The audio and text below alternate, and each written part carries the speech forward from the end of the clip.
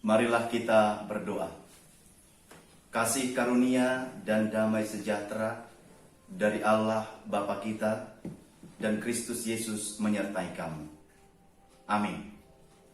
Bapak, Ibu, dan Saudara yang terkasih dalam Yesus Kristus, firman Tuhan bagi kita dalam ibadah pertangyangan keluarga malam ini tertulis dalam kitab Kidung Agung pasal 8 ayat 5 sampai ayat 7. Demikian. Siapakah dia yang muncul dari padang gurun, yang bersandar pada kekasihnya? Di bawah pohon apel kubangunkan engkau, di sanalah ibumu telah mengandung engkau, di sanalah ia mengandung dan melahirkan engkau. Taruhlah aku seperti meterai pada hatimu, seperti meterai pada lenganmu, karena cinta kuat seperti maut, kegairahan gigih seperti dunia orang mati. Nyalanya adalah nyala api, seperti nyala api Tuhan. Air yang banyak tak dapat memadamkan cinta. Sungai-sungai tak dapat menghanyutkannya. Sekalipun orang memberi segala harta benda rumahnya untuk cinta, namun ia pasti akan dihina. Demikian firman Tuhan.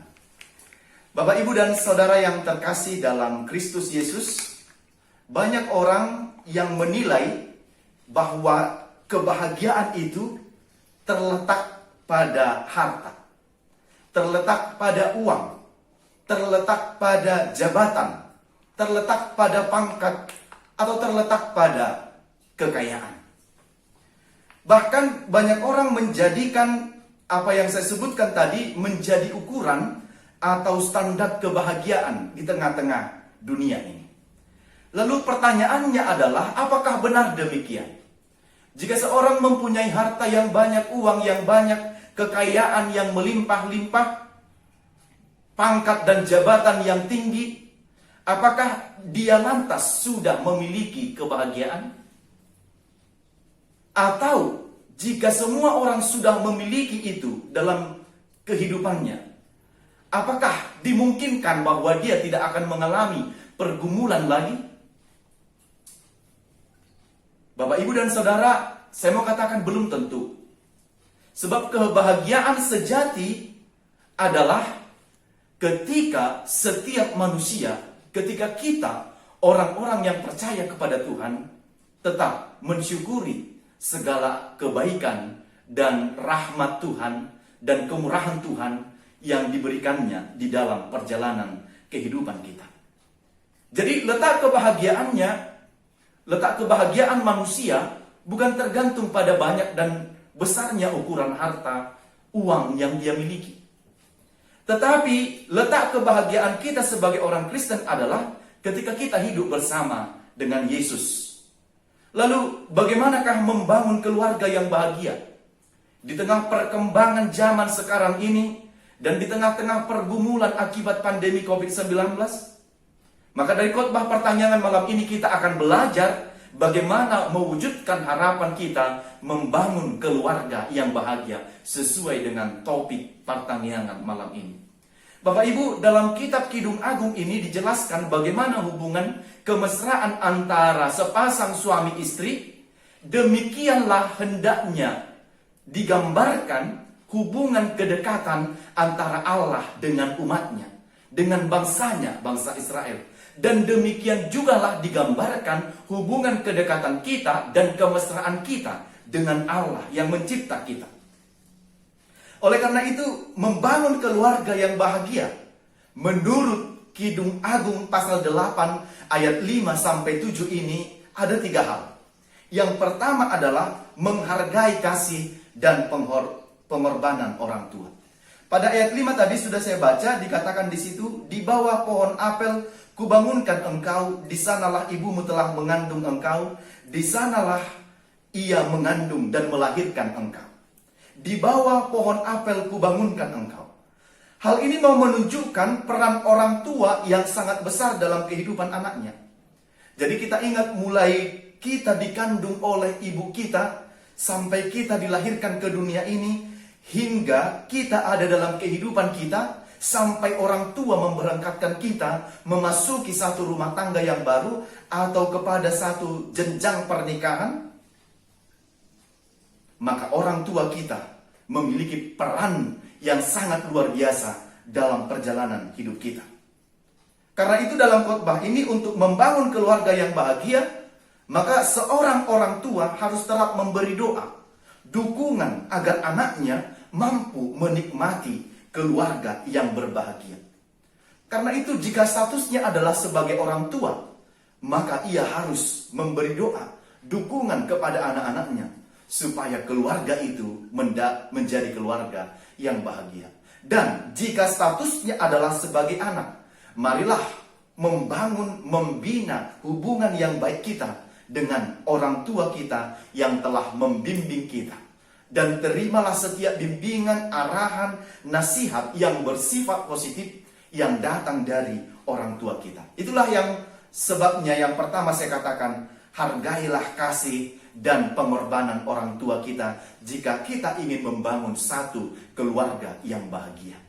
Yang kedua, Bapak Ibu, milikilah meterai kasih Tuhan dalam hidup keluarga kita.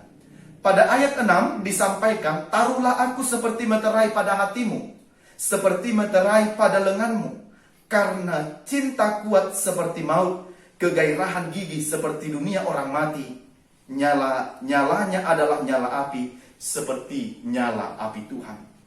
Jika dikatakan taruhlah aku seperti meterai pada hatimu, artinya adalah mempelai perempuan atau istri meminta kepada mempelai laki-laki supaya ia dibuat seperti meterai pada hatinya dan pada lengannya. Apa maksud dari kalimat ini? Jika dikatakan meterai, meterai itu adalah tanda hak milik, tanda pengikat janji yang kuat, tanda sesuatu yang tidak mudah dilepas, artinya sudah menyatu. Jadi kalau dikatakan sudah dimeteraikan, berarti sudah disahkan, sudah menjadi hak milik kita. Maka ini gambaran dari kasih Allah.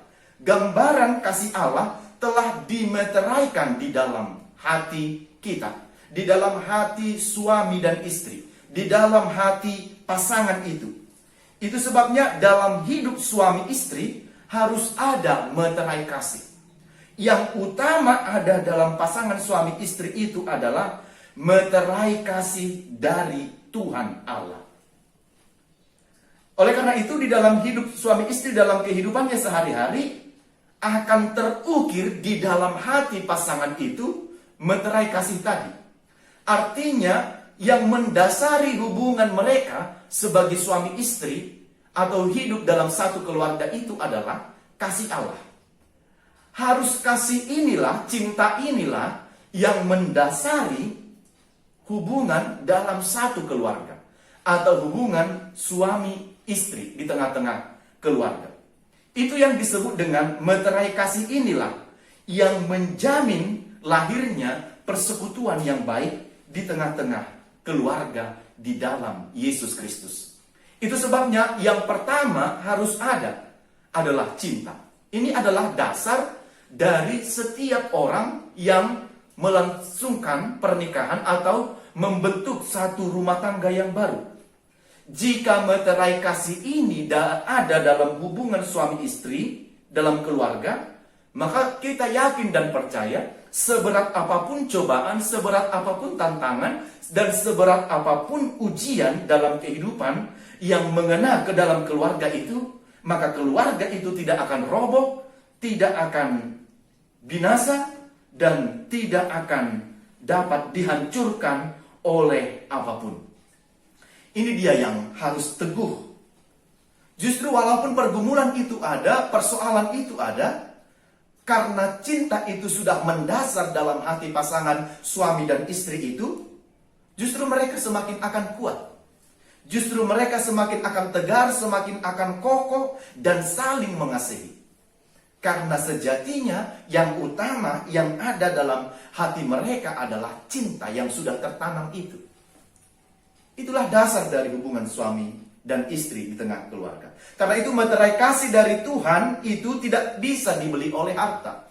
Meterai kasih itu yang ada dalam hati kita tidak bisa dibeli oleh uang, oleh kekayaan. Itu bagai aliran air yang tidak akan pernah bisa terputus, yang tidak akan pernah bisa dipenggal. Itulah meterai kasih yang seharusnya tinggal dan berdiam dalam setiap hati pasangan suami dan istri. Jadi untuk membangun keluarga yang bahagia, tidak bisa hanya mengandalkan materi, tidak bisa hanya mengandalkan uang, tidak bisa hanya mengandalkan harta, kekayaan yang melimpah. Bapak Ibu, sekali lagi saya katakan, jika kita mau membangun satu keluarga yang berbahagia di tengah keluarga, jangan berpikir bahwa uang, materi, kekayaan adalah salah satu cara untuk menjadi bahagia. Tidak. Walaupun saya katakan memang bahwa harta itu, uang itu, kekayaan itu memang penting, perlu dalam kehidupan kita. Namun, harus kita ingat bahwa itu bukan segalanya. Tanpa kasih Allah, maka keluarga bahkan akan rusak. Bahkan dapat saya katakan, terkadang harta dan kekayaan itulah yang menjadi pemicu rusaknya hubungan dalam satu keluarga. Karena suami pergi dengan sesukanya, dia punya banyak uang. Istri pun demikian, dia punya banyak uang. Sebab tidak ada lagi yang mereka ragukan karena mereka punya segalanya.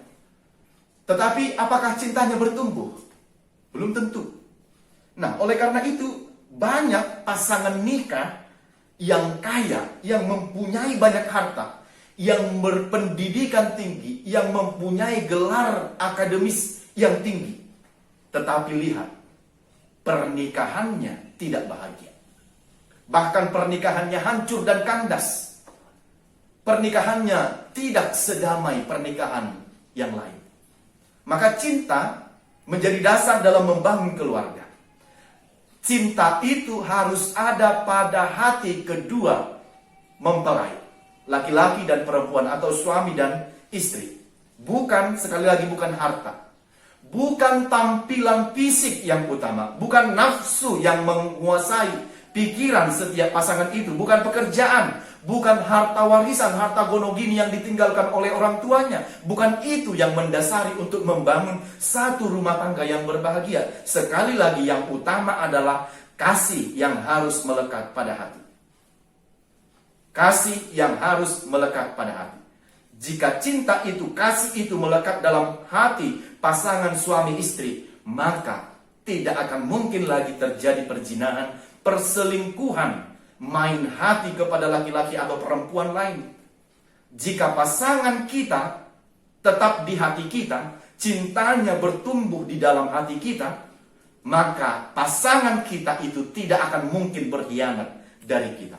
Tetapi jika bukan cinta yang mendasari, dia menikah karena persoalan harta dulu, latar belakangnya karena dia melihat hartanya, melihat pekerjaannya, karena dia melihat asal-usul keluarganya, karena dia melihat banyaknya kepunyaan mertuanya, orang tuanya, maka ini yang dapat menjadi persoalan di tengah-tengah keluarga.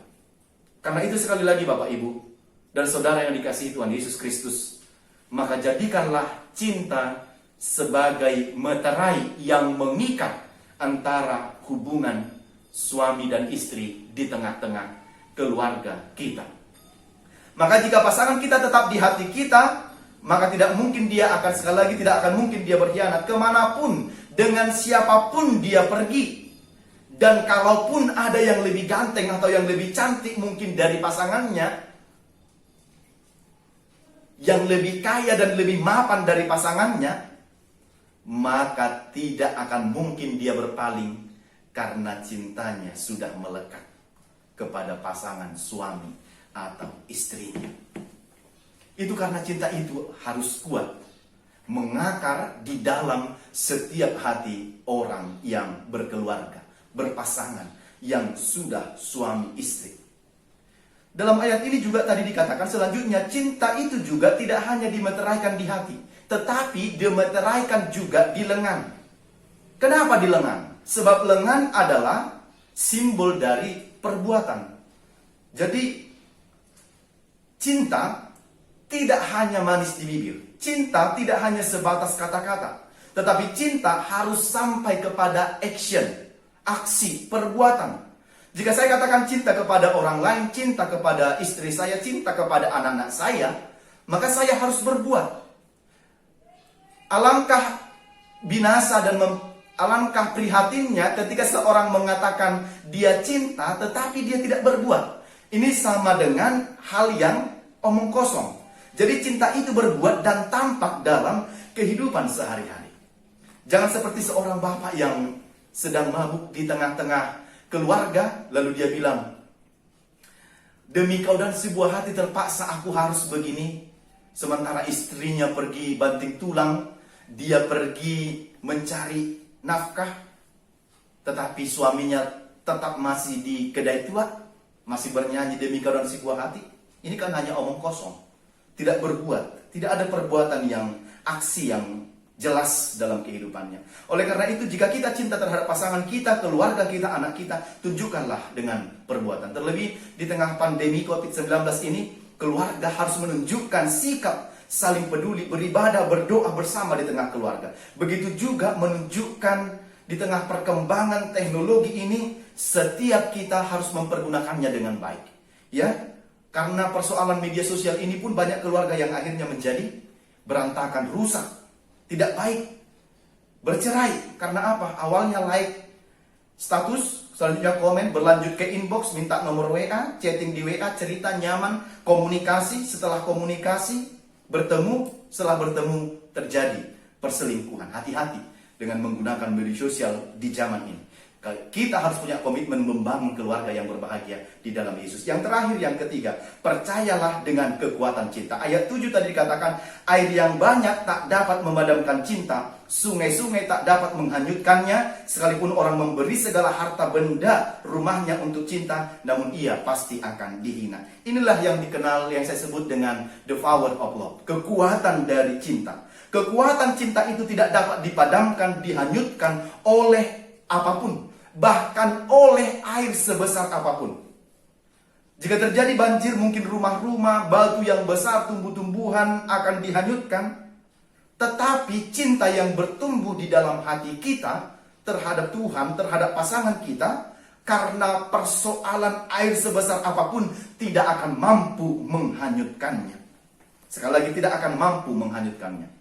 Itu sebabnya persoalan sebesar apapun tidak menjadikan setiap orang yang sudah memiliki pasangan suami istri untuk bercerai. Dan tidak ada alasan bagi kita untuk bercerai di dalam hubungan suami istri, kecuali dicerai karena kematian. Memang banyak tantangan dalam kehidupan berkeluarga. Tidak memiliki anak, tidak ekonomi yang sulit, pihak ketiga, keluarga yang terlalu ikut campur tangan. Tetapi pasangan suami istri itu harus tetap kuat dalam ikatan cinta. Dan hal apapun itu tidak akan dapat lagi menghanyutkan mereka, sebab cinta sudah mengakar kuat di dalam hatinya. Karena itu, Bapak Ibu Saudara yang dikasihi Tuhan Yesus Kristus, maka jalinlah hubungan kita yang semakin dekat dengan Tuhan. Firman ini mengingatkan kita, kalau sebegitu hubungan kedekatan antara suami dan istri di tengah keluarga, maka lebih dekat dan lebih akrab dan lebih intim. Begitulah hubungan kita bersama dengan Tuhan. Jangan duakan Tuhan dalam hidupmu. Bila ada orang yang dengan gampang menduakan cinta terhadap pasangannya, mungkin demikianlah gambaran orang yang mudah menduakan Tuhan di dalam hidupnya. Jangan sampai ada hati yang mendua. Ya, jangan sampai ada hati yang mendua. Karena itu, sekali lagi, kita harus menjalin hubungan yang dekat hanya dengan Tuhan dan tidak menduakannya. Yakinlah, percayalah, hanya kepadanya saja kita berpegang teguh dalam sepanjang perjalanan kehidupan kita. Jika kita menginginkan, mendambakan, mengharapkan keluarga yang bahagia, maka tetaplah hidup bersama dengan Tuhan. Amin. Kita berdoa. Bapa di surga, kami bersyukur dan berterima kasih menerima firman-Mu dan mendengarkannya pada malam hari ini. Ajarlah kami supaya melalui firman-Mu kami dapat membangun satu keluarga yang berbahagia dari ukuran kerajaan Allah. Bukan dari sisi dunia ini yang sering menjadi ukuran-ukuran kebahagiaan itu terletak pada uang, harta, dan materi. Tapi biarlah kebahagiaan kami terletak pada Kristus, bergantung hanya kepadamu. Ajarlah kami untuk meyakini dan tetap teguh mempercayai firman-Mu dalam kehidupan kami. Berkati seluruh umat-Mu yang beribadah di rumah mereka masing-masing. Berikan kesehatan kekuatan dalam hidup mereka dan juga dalam kehidupan keluarga mereka. Berkati bangsa dan negara kami dan dunia ini. Engkaulah yang memulihkan agar kami dapat pulih dan kembali ke kehidupan kami semula, ke kehidupan kami dan beraktivitas sebagaimana biasanya. Terima kasih Tuhan, ampunkan dosa dan pelanggaran kami. Dalam Yesus kami berdoa. Amin.